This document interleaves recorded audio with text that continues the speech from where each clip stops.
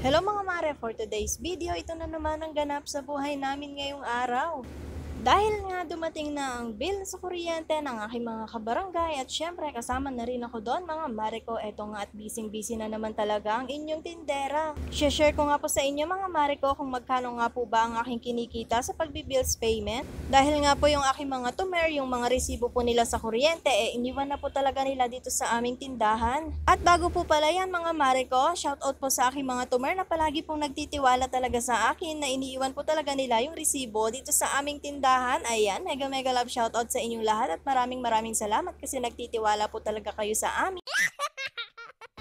At eto nga mga mare ko, chinecheck ko nga po itong mga resibo, baka kasi meron na naman natabunan. Diyos ko po, hindi ko mabayaran, baka maputulan pa ng kuryente yung aming isa sa mga customer.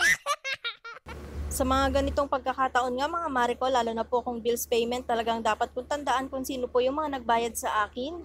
Sabi ko nga mga mare ko, kalimutan ko na lahat, wag lang itong mga resibo ng aking mga tumor.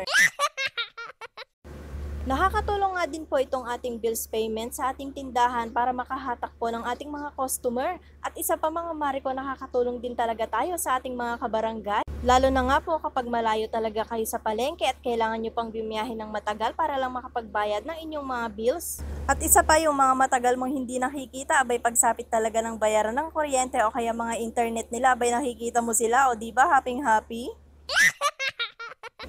Ngayon nga po pala ang aking ginamit po sa pagbibills payment ay yung aking Maya Business. Dahil nga po matagal-tagal ko na rin talaga hindi nagamit ang aking Maya Business, bihira na nga lang din po na meron nag-i-smart padala ngayon.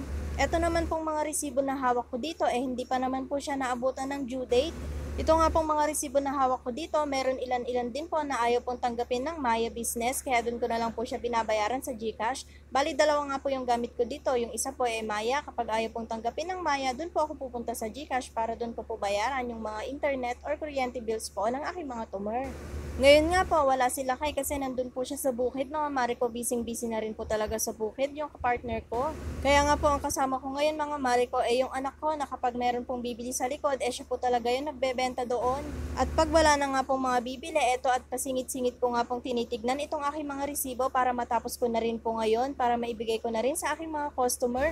At kung magtatanong po kayo kung bakit ngayon ko po ginagawa, kung kailan marami nang bumibili, actually po mga mare ko, tapos ko na po itong bayaran ng mga nakaraang araw pa. Pero nga po, piniprint ko pa po yung mga resibo po ng aking mga customer para naman po meron silang proof or meron akong proof na nabayaran ko po talaga yung kanilang mga kuryente. Dahil nga po yung aking computer, ginawa ko pa, kaya ngayon ko lang po talaga na print itong mga resibo. At kung mapapansin nyo nga rin po mga mare ko, talagang bihira lang po muna ako mag-upload ngayon kasi sobrang busy po talaga ng inyong tindera. Ginawa ko pa nga rin po yung aking mga computer kasi marami na rin pong mga estudyante ang nagpapaprint. Nakakapanghinayang din naman po talaga ang kita kapag ganun.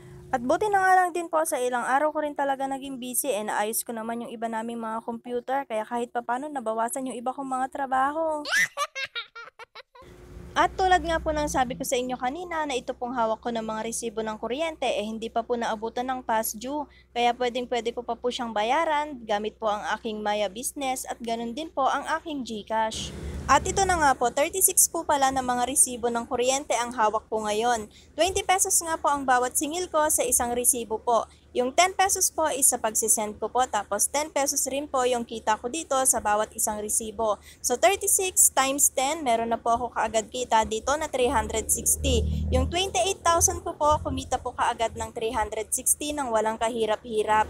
Dahil minuto nga lang po yung aking ginugol, o diba nagka 360 na ako mga mare ko, napakalaking tulong na rin talaga sa akin yon bilang may sari-sari store. At alam ko nga po sa mga susunod pa po na mga araw meron pa po talagang mga hahabol na magbabayad at sinabi ko nga rin po at napost ko nga rin po ito sa aking Facebook na tumatanggap na nga po ako ng mga resibo po na due date na. At nasa 7 days to 10 days nga po kapag ito ay naabutan ng due date, abay pwede pa talagang magbayad yung mga late magbayad. Ayan, magbayad na po kayo dito sa akin. Basta nasa 7 days or 10 days lang na late is pwede pa po kayong magbayad dito sa store namin. Kaya habol-habol na mga tumer. At kahit po pala ibang barangay, pwede po kayong magbayad dito sa aming tindahan. Basta kalapit barangay lang po namin ha. At talaga naman po napakalaking tulong ng Zenpay dito sa aming tindahan at napakalaking tulong din sa aming mga tumer na nalilate po magbayad ng kanilang mga kuryente. Halimbawa po naabutan ng past due, 2 days, 3 days is pwedeng-pwede nyo pa pong ihabol na bayaran dito po sa aming tindahan. At dahil nga po ang Maya Business, ganun din po ang GCash, hindi na po talaga sila tumatanggap ng mga na-due date na ng mga kuryente, ganun din po sa mga tubig. Napakatagal na rin po talagang tinatanong ng aking mga customer, lalo na po kapag nalilate sila magbayad ng kanilang mga kuryente, tinatanong po nila sa akin kung pwede pa daw po ba silang magbayad dito sa akin. Sabi ko hindi pa, kasi wala pa nga po akong ganon at hindi ko pa po nagiging business partner ang panel ko. At ayan nga po, merong agent na nag-alok sa akin at pinaliwanag niya nga sa akin ang patakaran po ng Zenpay. At nung napaliwanag niya nga sa akin, abay agad ko nang tinanggap mga mare ko kasi napakalaking tulong talaga nito dito sa aming tindahan. Ganun din sa aking mga customer na nalilate magbayad ng kanilang mga kuryente at ng kanilang mga tubig. At kung gusto nyo nga pong magka-Zenpay, lalo na po sa mga kalapit ko lang dyan ng mga barangay, abay i-chat nyo na ako, i-private message nyo na ako sa aking Facebook para naman matulungan ko din po kayo. At ayan nga po, natapos aking mga ginagawa yung mga print ko po na resibo, in-stapler ko na rin po mga mare ko at okay na po ito, ready na naibigay ko ito sa aking mga customer na nagbayad po ng kanilang mga kuryente dito sa aming tindahan. Yung iba nga pong mga resibo mga mare ko ng aking mga customer, abay hindi na talaga nila kinukuha.